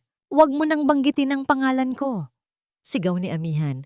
At sa pagkakataong ito, tuluyan nang bumuhos ang kanyang mga luha. Pareho lang kayo. Pare-pareho lang kayong lahat. Darating na parang tagapagligtas. Kukunin ang tiwala namin. Kukunin ang lahat. At pagkatapos, ay aalis na lang na parang walang nangyari. Katulad ka rin niya. Katulad ka rin ng lalaking nanloko sa amin noon. Iyon na, ang pinakabuod ng kanyang sakit. Ang sugat na hindi pa naghihilom ay muling binuksan at nilagyan ng asin. Sinubukan ni Kaylan na hawakan muli ang kanyang kamay. Hindi ako siya, Ami. Ngunit hinila niya ito na para bang napapaso. Umalis ka na, sabi niya. Ang kanyang boses ay halos isang pabulong na ngayon. Pagod na sa kasisigaw. Pagod na sa sakit. Umalis ka na sa baryo namin. Umalis ka na sa buhay ko. At huwag ka nang babalik. Kailanman. Tumalikod si Amihan. Pumasok siya sa kanyang silid at isinara ang pinto ng malakas. Naiwan si Kaylan na nakatayo sa gitna ng kapihan. Mag-isa. Ang sahig ay puno ng mga barya at lukot na pera. Isang simbolo ng kanyang kayamanan na ngayon ay walang halaga. Ang ulan sa labas ay patuloy sa pagbuhos. Sa bawat patak nito, naririnig niya ang mga salita ni Amihan. Umalis ka na. Umalis ka na. Sa labas ng bintana, sa di kalayuan, pinanood ni Celestina ang lahat mula sa loob ng kanyang inerkilang sasakyan bago ito tuluyang umalis. Isang malamig at kontentong nangiti ang gumuhit sa kanyang mga labi. Ang unang yugto ng kanyang paghihiganti ay nagtagumpay. Nakatayo lang si Kaylan sa gitna ng kapihan ni Amihan. Ang mga barya ay nanatili sa sahig, isang tahimik na saksi sa kanyang pagkatalo. Ang bawat salitang binitawan ni Amihan ay tila isang multo na humahabol sa kanya, paulit-ulit na bumubulong sa kanyang tainga. Katulad ka rin niya. Umalis ka na. Isang bahagi niya ang gustong sumunod. Isang bahagi niya ang gustong talikuran ang lahat. Hanapin ang pinakamalapit na paraan para makabalik sa Maynila, sa kanyang penthouse, sa kanyang mundo, kung saan ang problema ay nasosolusyonan ng pera at kapangyarihan. Madali lang sumuko. Madali lang bumalik sa dati. Ngunit habang tinitingnan niya ang maliit na kapihan, ang bawat silya na gawa sa kawayan, ang mga palamuting gawa sa kamay, ang samyo ng kape na sumisimbolo sa pangarap ni Amihan. Isang bagay ang pumigil sa kanya. Pag-ibig. Ngayon niya lang ito lubusang naunawaan. Ang naramdaman niya para kay Amihan ay hindi lang simpleng paghanga o panandaliang atraksyon. Mahal niya ito. Mahal niya ang katatagan nito, ang kabutihan nito, ang paraan kung paano nito nakikita ang mundo ng may kasimplihan at katotohanan.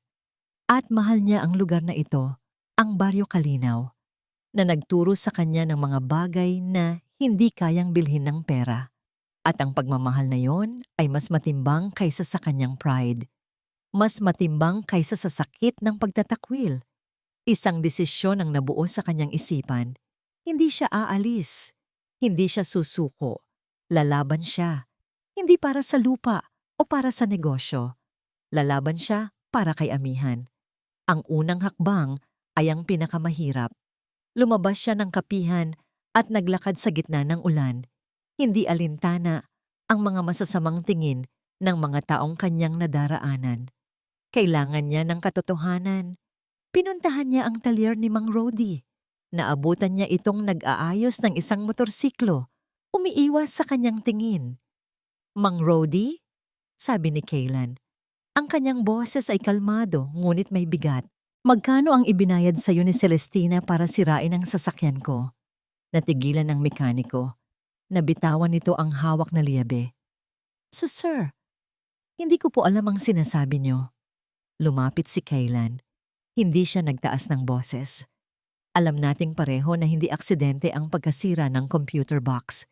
Imposibleng mangyari yon.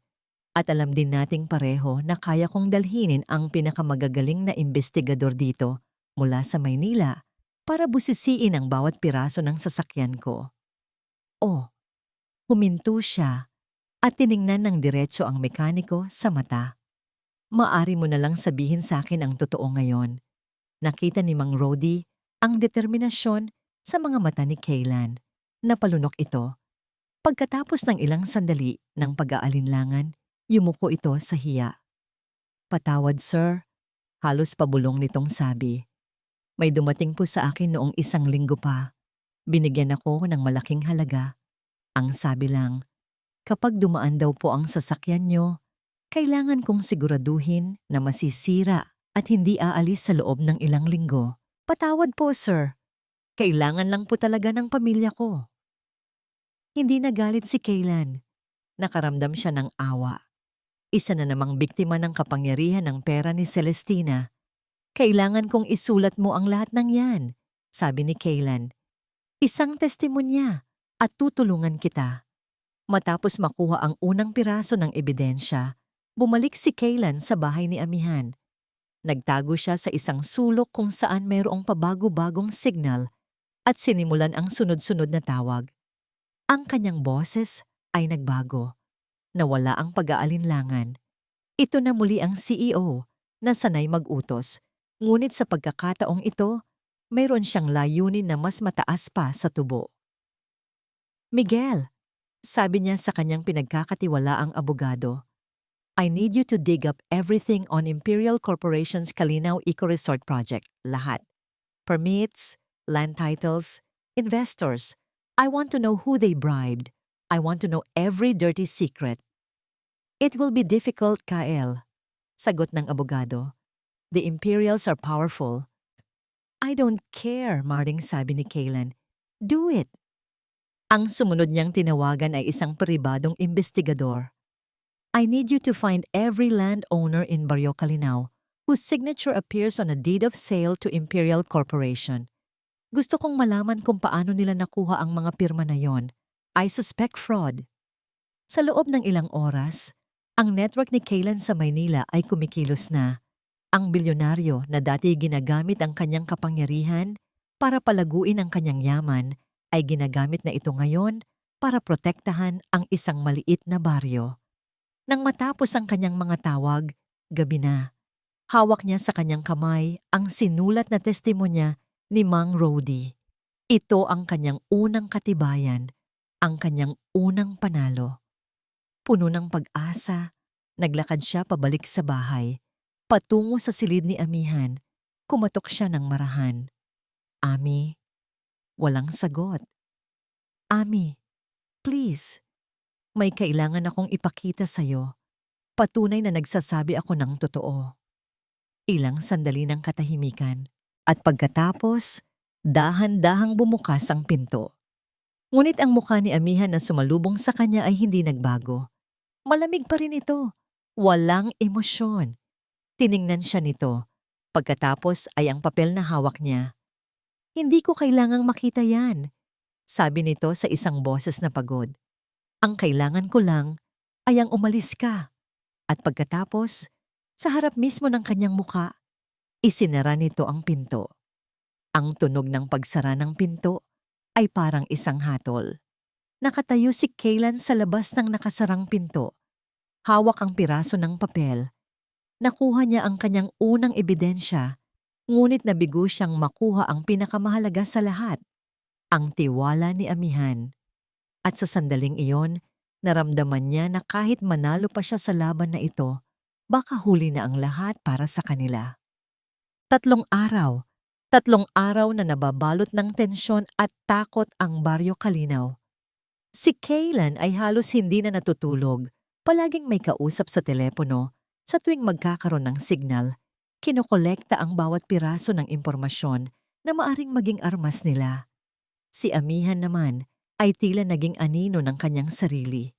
Patuloy pa rin siyang nagbubukas ng kapihan, ngunit wala na ang dating sigla. Ang kanyang mga ngiti ay nawala, at ang kanyang mga mata ay laging malayo ang tingin. Hindi na sila nag-uusap ni Kaylan. Ang bawat isa ay gumagalaw. Sa loob ng maliit na bahay na parang mga estranghero, pinaghihiwalay ng isang pader ng sakit at kawalan ng tiwala. Sa 3 gabi, isang anunsyo ang mabilis na kumalat. Isang community meeting. Si Celestina Imperial at ang kanyang mga tauhan ay babalik para linawin ang mga plano para sa redevelopment project. Nagtipon ng buong baryo sa kanilang munting plaza. Ang hangin ay mabigat sa pag-aalala. Dumating si Celestina, hindi na sakay ng helicopter, kundi ng isang convoy ng mga mamahaling itim na sasakyan. Isang malinaw na mensahe ng pananakop. Nakatayo si Kaylan sa gilid ng mga nagkukumpulang tao, kasama ang kanyang abogadong si Miguel, na palihim niyang pinapunta mula Maynila. Hawak nila ang isang folder na puno ng mga dokumento, mga ebidensya ng mga permit na minadali, mga environmental violations, at ang sinumpaang salaysay ni Mang Rody. Hindi pa ito sapat para ganap na mapatigil ang proyekto, pero sapat na ito para maghasik ng pagdududa at bumili ng oras. Handa na siyang labanan si Celestina ng harapan. Ngunit si Celestina ay laging isang hakbang sa unahan. Naiintindihan ko ang inyong mga agam-agam. Panimula ni Celestina, ang kanyang boses ay tila puno ng pag-unawa. Isang kasinungalingan na nakabalot sa sutla. Marami sa inyo ang nag-aalala sa inyong mga lupain, sa inyong mga tahanan. Kaya narito ako para ipakita sa inyo na ang proyektong ito ay may basbas at suporta mula mismo sa inyong komunidad. May iniabot siyang isang dokumento sa kanyang assistant. Ipinakita ito sa lahat. Isang deed of sale. Isang kasulatan na nagpapatunay na ang pinakasentro at pinakamalaking piraso ng lupain sa baryo, ang lupang kinatatayuan ng plaza at ng mga nakapalibot na istruktura ay legal nang naibenta sa Imperial Corporation. At ang kasulatang ito, sabi ni Celestina, ang kanyang boses ay naglalaman ng tagumpay, ay pirmado ng isa sa pinakarespetadong miyembro ng inyong komunidad. Itinuro niya ang pangalan at ang pirma sa ilalim ng dokumento. Diwa Sarmiento, si Lola Diwa, ang lola ni Amihan, ang puso ng Baryo Kalinaw, isang malakas na bulungan ang pumuno sa hangin. Imposible, hindi yun magagawa ni Lola Diwa. Nang marinig ni Amihan ang pangalan ng kanyang lola, tila nabingi siya. Lumapit siya, itinulak ang mga taong nakaharang para lang makita ang dokumento. Naroon nga ang pangalan ng kanyang lola at ang pirma, kamukhang-kamukha ng pirma nito. Nakita niya ang kanyang Lola Diwa na nakatayo malapit sa entablado. Ang mukha nito ay pununo ng pagkabigla at pagkalito. Hindi ako pumirma sa kahit anong ganyan. Narinig niyang sabi ng matanda. Ang boses nito ay mahina at nanginginig. Ngunit sino ang maniniwala sa isang matanda laban sa isang opisyal na dokumento na may selyo ng abogado?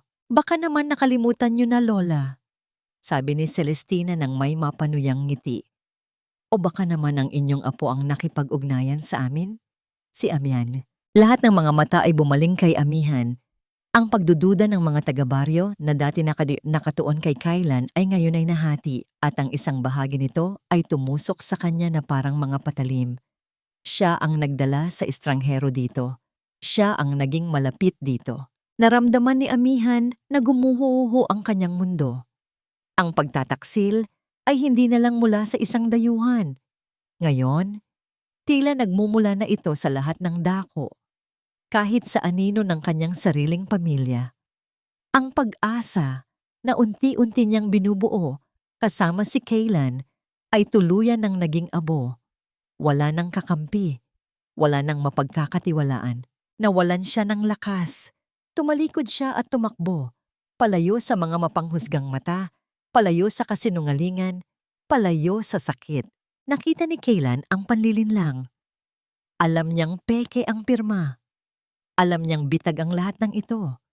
Sinubukan niyang sumingit, ipakita ang kanyang mga ebidensya. Peke yan! Isang panluloko ang lahat ng ito. Sigaw niya. Ngunit bago pa man siya makalapit sa entablado, dalawang malaking security guard ni Celestina ang humarang sa kanya. Pilit siyang itinulak palayo. Si Miguel, ang kanyang abogado, ay sinubukan ding magsalita, ngunit pinagbantaan na aarestuhin. Dahil sa public disturbance, wala siyang nagawa, kundi panoorin ang pagtakbo ni Amihan. Panoorin ang pagguho ng pag-asa sa mga mukha ng mga taga-baryo. Panoorin ang matagumpay ng ngiti ni Celestina. Sa gabing iyon, natalo siya. Natalo silang lahat. Hinabol niya si Amihan. Naabutan niya ito hindi kalayuan sa kanilang bahay, nakasandal sa isang puno. Ang mga balikat nito ay nanginginig sa pag-iyak. Ami? Sabi niya, ang kanyang boses ay puno ng pighati. Humarap ito sa kanya. Wala nang galit sa mga mata nito. Ang naroon na lang ay isang malalim at nakakapangilabot na kawalan. Isang blangkong pagtanggap ng pagkatalo. Umalis ka na, Kaylan. Sabi nito sa isang boses na malamig at walang buhay. Bumalik ka na sa mundo mo. Nakita mo na, lahat ng hinahawakan mo, nasisira. Dinala mo lang ang kamalasan sa amin. Hindi totoo yan, lalaban tayo. Wala nang pag-asa. Putol nito. Tapos na ang laban. Tiningnan niya si Kaylan sa huling pagkakataon. Ang kanyang mga mata ay walang luha na mas masakit pa kaysa kung umiiyak ito. Umalis ka. Umalis ka na dito at huwag ka nang babalik. Dinala mo ang pagkawasak sa amin. At pagkatapos ay tumalikod na ito at naglakad papasok sa dilim. Iniwan si Kaylan na mag-isa sa ilalim ng gabing walang bituin na may pakiramdam na hindi lang isang laban ang natalo sa kanya, na wala ang lahat. Ang umaga ay dumating hindi dala ang init ng araw, kundi ang lamig ng bakal at ang ingay ng pagkawasak. Isang malaking dilaw na bulldozer ang nakaposisyon sa gilid ng plaza. Ang makina nito ay umuugong na parang isang halimaw na handa ng Manila. Sa likod nito ay mga truck at mga tauhan ng konstruksyon, naghihintay ng hudyat. Ang mga taga-Baryo Kalinaw, sa pangunguna ni Amihan at Lola Diwa, ay bumuo ng isang harang gamit ang kanilang mga katawan. Magkakapit-bisig sila, matatanda, kababaihan, kalalakihan. Ang kanilang tanging sandata ay ang kanilang determinasyon. Ang kanilang mga muka ay puno ng takot, ngunit wala ni isa ang umaatras. Hindi niyo ito pag-aari. Sigaw ni Lola Diwa. Ang kanyang boses ay nanginginig ngunit puno ng tapang. Si Celestina Imperial ay nakatayo sa di kalayuan, protektado ng kanyang mga security guard. Suot ang isang pares ng mamahaling salamin. May karapatan kami sa batas, kalmado niyang sabi. Umalis kayo dyan kung ayaw niyong masaktan. Tumingin si Amihan sa dambuhalang makina. Ramdam niya ang panginginig ng lupa sa bawat pag-ugong nito. Ang puso niya ay puno ng kawalan ng pag-asa kagabi. Ngunit nang makita niya ang tapang ng kanyang mga kababaryo, isang bagong apoy ang sumiklab sa loob niya. Kahit matalo, lalaban sila. Ang operator ng bulldozer ay tumingin kay Celestina. Tumango ito. Ang makina ay dahan-dahang umusad pasulong, napapikit ang ilan. Ang iba ay napasigaw. Niyakap ni Amihan ang kanyang lola, handa sa anumang mangyayari. Bigla, isang convoy ng mga sasakyan ang mabilis na pumasok sa baryo. Humaharang sa daan ng bulldozer. Mga van na may logo ng mga sikat na TV network, mga kotse, at isang itim na SUV kung saan bumaba si Kaylan Montesorio kasama ang kanyang abogadong si Miguel. Hindi na siya mukhang dayuhang naligaw. Nakasuot siya ng simpleng pantalon at polo. Ngunit ang kanyang tindig ay puno ng awtoridad at hindi matitinag na determinasyon. Nagulat ang lahat, lalo na si Celestina. Anong ibig sabihin nito, Kaylan? Sigaw niya. Ang kanyang pagkakalma ay biglang naglaho. Hindi siya pinansin ni Kaylan. Sa halip, kumuha siya ng isang mikropono na iniabot sa kanya ng isang reporter. Humarap siya sa mga kamera at sa mga taga-baryo. Magandang umaga po sa lahat. Panimula niya, ang kanyang boses ay malinaw at malakas. Pinalakas ng mga speaker mula sa isang news van. Ako po si Kaylan Montesorio at narito ako para itama ang isang malaking kasinungalingan. Tumingin siya ng diretso kay Celestina. Ang Imperial Corporation, sa pamumuno ni Mrs. Celestina Imperial, ay nagsasabi na legal nilang nakuha ang lupain ng Baryo Kalinaw. Ngayon, ipapakita natin ang katotohanan. Iniabot niya ang mikropono kay Miguel. Attorney Miguel Sandoval, please. Inilatag ng abogado ang mga katotohanan. Una sa lahat, ang sasakyan ni Mr. Montesorio ay sadyang sinira para matrap siya rito. Ayon na rin sa sinumpaang salaysay ng mekanikong si Mang Rodi. Itinaas niya ang dokumento. Nagulat si Celestina. Pangalawa, pagpapatuloy ni Miguel.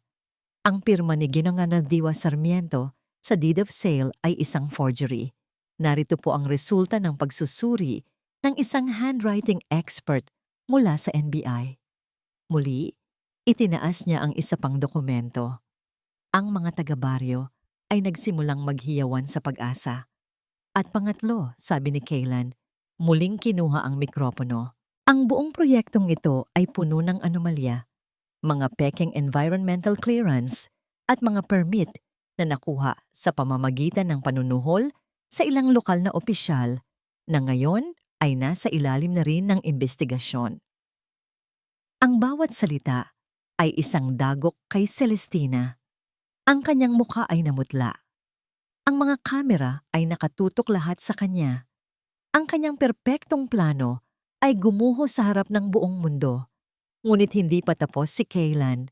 Ang huling bahagi ng kanyang pagsasalita ay hindi para sa media o para kay Celestina.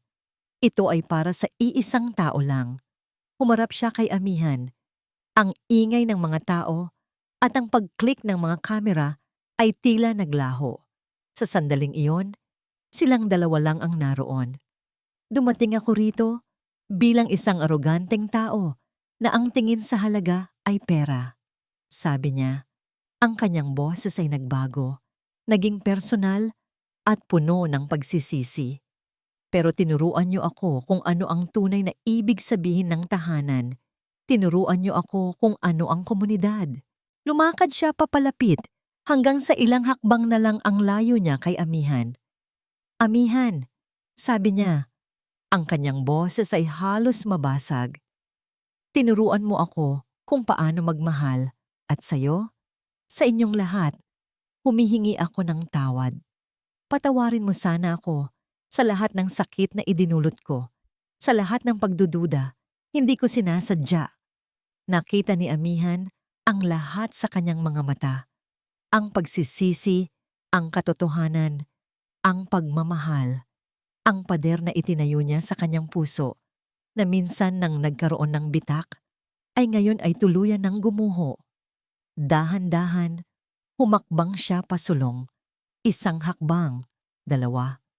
Hanggang sa nasa tabi na niya si Kaylan. Tumayo siya sa tabi nito. Magkaharap sila sa mga kamera, isang simbolo ng pagkakaisa. Ang katahimikan ay binasag ng sigaw ni Celestina. Nawala na ang kanyang pagpipigil. Puno ng galit at kahihiyan, sumigaw siya sa kanyang mga security guard. Hindi pa tayo tapos. Kunin niyo yan. Ngunit bago pa man makakilos ang mga guard, ang media at ang mga pulis na kasama nila ay mabilis na namagitan. Isang babaeng reporter ang walang takot na nagtanong, Miss Imperial, totoo po ba ang mga akusasyon ng forgery at bribery? Natuliro si Celestina. Nakita niya ang kanyang pagkatalo, ngunit sa kanyang pagkasuklam, isang huling desperadong galaw ang kanyang ginawa. Itinuro niya si amihan. Turuan niyo ng leksyon ng babaeng yan. Utos niya sa isang pinagkakatiwalaan niyang tauhan na nasa gilid. Isang lalaking nakamotorsiklo na kanina pa pala nakaantabay ang mabilis na pinaandar ang motor. Dire-diretsong patungo sa kinatatayuan ni amihan. Lahat ay nangyari ng napakabilis. Ang sigaw ng mga tao, ang biglaang panganib, walang pag-aalinlangan, walang segundo ng pag-iisip. Itinulak ni Kaylan si amihan palayo sa panganib. Ang unang nagising sa diwa ni Kaylan ay hindi ang sakit, kundi ang amoy. Amoy ng alkohol at gamot. Idinilat niya ang kanyang mga mata at bumungad sa kanya ang isang pamilyar na kisaming gawa sa kahoy. Nasa klinika siya ng baryo. Gumagalaw siya ng bahagya at naramdaman ang matinding kirot sa kanyang braso at tagiliran. May benda sa kanyang braso at ramdam niya ang mga gasgas sa kanyang mukha. Huwag ka munang masyadong gumalaw. Isang boses. Ang boses na pinakagusto niyang marinig sa buong mundo. Lumingon siya at nakita si amihan na nakaupo sa isang silya sa tabi ng kanyang kama. Ang mga mata nito ay bahagyang namamaga, marahil mula sa pag-iyak, ngunit nang magtama ang kanilang mga paningin, isang maliit na ngiti ang sumilay sa mga labi nito. Isang nangiting puno ng pag-aalala at pasasalamat. Ami, hirap niyang sabi. Shh! Sabi nito, inilagay ang isang daliri sa kanyang bibig. Magpahinga ka lang. Anong nangyari? Tanong niya. Kahit na unti-unti nang bumabalik ang mga alaala. Ang sigaw ni Celestina. Ang rumaragasang motorsiklo. Iniligtas mo ako. Sagot ni Amihan. Ang kanyang boses ay nanginginig sa emosyon. Nagawa nilang arestuhin ang lalaki. At si Celestina, ang daming ebidensya laban sa kanya. Lalo na nang makita ng media ang ginawa niya. Isang malaking bigat ang tila nabunot sa dibdib ni Kaylan. Ang baryo. Ayos lang ba sila? Tumango si Amihan. Ayos lang kami. Dahil sa'yo, hinawakan ni Amihan ang kamay ni Kaylan. Ang kanyang mga kamay, na dating magaspang mula sa pagtatrabaho, ay tila ang pinakamalambot na bagay sa mundo. Patawad. Bulong ni Amihan. Isang luha ang muling pumatak mula sa kanyang mata. Patawarin mo ako, Kaylan, sa hindi ko pakikinig, sa hindi ko pagtitiwala. Nabulag ako ng takot at ng nakaraan. Umiling si Kaylan. Ako ang dapat humingi ng tawad, Ami. Dapat sinabi ko sa iyo ang totoo mula pa sa simula. Kung naging tapat lang ako, ang mahalaga, alam na natin ang totoo ngayon. Sabi ni Amihan, pinunasan niya ang kanyang mga luha. Ang mahalaga, ligtas ka. Sa mga sumunod na araw, si Amihan ang personal na nag-alaga kay Kaylan. Dinalhan siya nito ng pagkain, tinulungang maglakad at binantayan sa gabi. Sa mga sandaling iyon ng katahimikan, walang nang nagawang pader sa pagitan nila. Ang lahat ng sakit at pagdududa ay nahugasan na, napalitan ng isang mas malalim na pag-unawa at pagmamahal. Ang mga sugat ni Kaylan sa katawan ay unti-unting naghihilom, kasabay ng mga sugat sa kanilang mga puso. Nang makalabas si Kaylan sa klinika, isang bagong baryo kalinaw ang sumalubong sa kanya. Ang dating takot sa mga mata ng mga tao ay napalitan ng pasasalamat at respeto. Binabati siya ng lahat, nginingitian. Tinatawag siyang bayani. Isang linggo pagkatapos ng insidente, nagpatawag muli ng pulong si Kaylan sa plaza. Ngunit sa pagkakataong ito, wala ng tensyon. Ang naroon ay pag-asa. Alam ko pong marami tayong pinagdaanan. Panimula ni Kaylan, nakatayo sa harap ng lahat, kasama si Amihan sa kanyang tabi. Ang banta ng Imperial Corporation ay wala na. Ngunit hindi doon nagtatapos ang lahat. Naglatag siya ng isang bagong plano. Hindi isang plano mula sa isang korporasyon, kundi isang plano mula sa puso. Hindi ako magtatayo ng resort, sabi niya. Sa halip, gusto kong mag-invest sa inyo, sa inyong komunidad. Iprinopose niya ang pagtatayo ng isang community-based tourism cooperative kung saan ang mga taga-baryo mismo ang mamamahala at makikinabang. Isang bagong paaralan para sa mga bata, pagpapabuti ng mga kalsada at paglalagay ng mas magandang linya ng komunikasyon, hindi bilang isang donasyon, kundi bilang isang partnership. Ito ang inyong tahanan, sabi niya. Kayo ang dapat magpasya para sa kinabukasan nito. Narito lang ako para suportahan kayo. Nagsipalakpakan ang mga tao. Ang kanilang mga mukha ay puno ng bagong pag-asa. Lumapit si Lola Diwa kay Kaylan at Amihan. Hinawakan niya ang mga kamay ng dalawa at pinagsanib ang tunay na pag-ibig, sabi ng matanda. Ang kanyang mga mata ay puno ng karunungan. Ay hindi nagbubura ng nakaraan o ng mga pagkakamali. Sa halip, ginagamit nito ang mga durog na piraso para makabuo ng isang mas matibay na kinabukasan. Kinagabihan, habang papalubog ang araw, magkatabing nakaupo sina Kaylan at Amihan sa burol kung saan nakatayo ang kapihan. Ang kalangitan ay may kulay kahel at rosas. Ang mundo ko ay nasa Maynila, Ami. Malungkot na sabi ni Kaylan. Ang mundo mo ay narito. Paano natin? Paano tayo? Hindi sumagot si Amihan. Sa halip tumingin ito sa kanya at ngumiti. Isang ngiting puno ng tiwala at pagmamahal, walang bahid ng pag-aalinlangan. Kinuha nito ang kamay ni Kaylan at itinuro ang abot-tanaw kung saan ang araw ay dahan-dahang nagpapaalam. Hindi na mahalaga kung nasaan ang mundo natin dati, sabi nito. Ang mahalaga, magkasama nating haharapin ang bawat bagong umaga. Ngunit isang tanong ang nanatili sa isipan ni Kaylan. Paano nga ba nila pagsasamahin ang dalawang magkaibang mundo? Lumipas ang 6 na buwan. Ang Baryo Kalinaw ay sumailalim sa isang magandang pagbabago. Hindi ito naging isang modernong syudad, ngunit ito'y yumabong habang pinapanatili ang kanyang kaluluwa. Ang dating maputik na daan ay isa ng maayos na kalye. Isang maliit, ngunit bagong paaralan ang itinayo malapit sa plaza. Ang masasayang sigawan ng mga bata ay maririnig tuwing umaga. Ang amihan sa Botanaw Cafe ay lumaki ng kaunti. Meron na itong maliit na terasa kung saan mas maraming bisita ang maaaring umupo at pagmasdan ang luntiang tanawin. Dumarami na rin ang mga dayuhang bisita, mga turistang hindi naghahanap ng mga mamahaling resort, kundi ng tunay na karanasan. Sila ay tinutulungan ng bagong tatag na Kalinaw Community Cooperative na pinamamahalaan mismo ng mga taga-baryo. Ang lahat ng ito ay naging posible dahil sa suporta ni Kaylan. Ngunit ang puso ng lahat ng ito ay ang diwa ng bayanihan ng mga taga-Kalinaw. Si Kaylan Montesorio ay nagbago rin. Hindi na siya ang CEO na laging nagmamadali at nakatutok sa kita.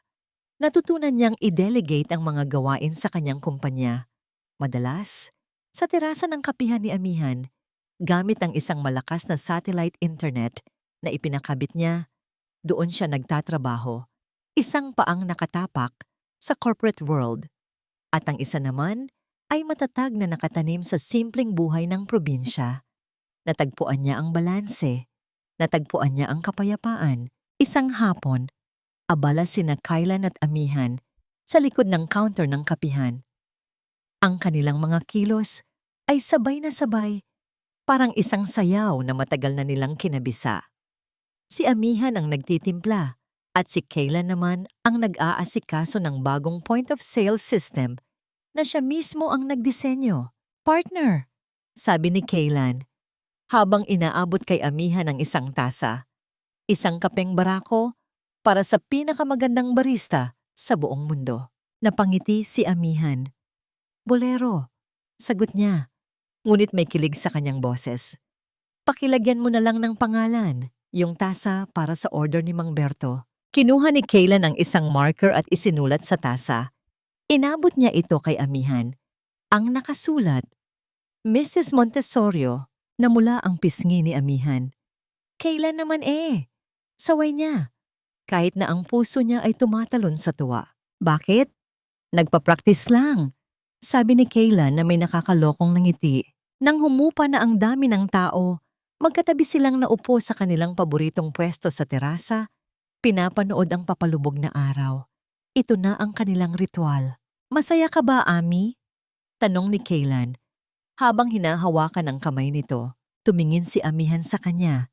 Ang kanyang mga mata ay kumikinang. Sobra. Dati, ang abot-tanaw ko lang ay hanggang sa dulo ng mga palayan na yan. Ngayon, dahil sa'yo, parang wala nang hangganan. Ngumiti si Kaylan. Speaking of walang hangganan, may kinuha siya mula sa kanyang bulsa. Isang maliit na sobre, iniabot niya ito kay Amihan. Binuksan ito ni Amihan. Sa loob ay 2 plane ticket. Hindi papuntang Maynila, papuntang Batanes. Ano to? Nagtatakang tanong niya. Sabi mo, pangarap mong makita ang mga parola doon, sabi ni Kaylan. At sabi ko sa sarili ko, hindi ko nahahayaang may pangarap ka na hindi matupad. Tiningnan ni Amihan ang mga tiket, pagkatapos ay kay Kaylan. Pero paano ang kapihan? Ang kooperatiba? Natutunan ko na ang isang bagay. Mahal ko. Sagot ni Kaylan. Hindi kailangang iwanan ang isang mundo para lang mapuntahan ang isa pa. Pwede nating pagsabayin. Hindi ito para iwanan mo ang mundo mo para sa akin. Paglilinaw niya. Hindi rin ito para iwanan ko ang mundo ko para sa'yo. Hinawakan niya ang mukha ni Amihan. Ito ay para sabay nating tuklasin ang ating bagong mundo. Sa sandaling iyon, Naintindihan ni Amihan ang lahat. Ang kanilang hinaharap ay hindi isang pagpili sa pagitan ng syudad at probinsya. Ang kanilang hinaharap ay isang buhay na binuo nila ng magkasama. Bit-bit ang pinakamagagandang aral mula sa dalawang mundo. Ang ambisyon at pag-unlad mula kay Kaylan at ang puso at komunidad mula kay Amihan. Dahan-dahan siyang hinapit ni Kaylan at hinalikan. Hindi ito isang halik na tulad ng una, na puno ng pag-aalinlangan at kalungkutan. Hindi rin ito tulad ng mga halik na puno ng pagnanasa. Ito ay isang halik ng kasiguraduhan, isang halik na nangangako ng habang buhay, isang halik na nagsasabi na sa wakas, nakauwi na sila. Sa ilalim ng kalangitang kulay kahel, sa harap ng abot-tanaw na dati isang pangarap lang, natagpuan ng bilyonaryo at ng simpleng dalaga ang kanilang kapayapaan, hindi sa yaman o sa karangyaan, kundi sa isang tasang kape, sa init ng komunidad, at sa walang hanggang pag-ibig na kanilang pinagtibay sa gitna ng unos. At dito po nagtatapos ang kwento ni Kaylan at Amihan. Mula po sa kaibuturan ng aking puso, nais kong iparating ang aking taos-pusong pasasalamat sa bawat isa sa inyo na sumubaybay at naging bahagi ng kanilang paglalakbay. Ang pagsulat ng kanilang kwento ay isa ring emosyonal na paglalakbay para sa akin. Kasama ninyo akong kinilig sa kanilang mga unang nangiti, nasaktan sa bigat ng pagkakanulo, at muling nabuhayan ng pag-asa sa kanilang pagbangon. Sa pamamagitan ni Kaylan at Amihan, sana ay muli nating naaalala na ang tunay na pag-ibig ay hindi nasusukat sa anumang yaman o karangyaan. Ito ay matatagpuan sa simpleng pag-unawa, sa tapang na magpatawad, at sa pag-asang laging sumisibol pagkatapos ng pinakamadilim na unos. Ang bawat kwento ay nagiging mas makabuluhan dahil sa inyo, sa inyong pakikinig, at sa inyong mga puso na handang damhin ang bawat emosyon. Kaya naman, nais ko pong marinig ang inyong saloobin. Aling bahagi ng kanilang paglalakbay ang pinakatumatak sa inyo? Anong aral ang inyong babaunin? Hanggang sa muli nating pagsasama sa panibagong kwento ng pag-ibig at buhay. Ito po ang inyong lingkod. Laging nagpapasalamat sa inyong lahat.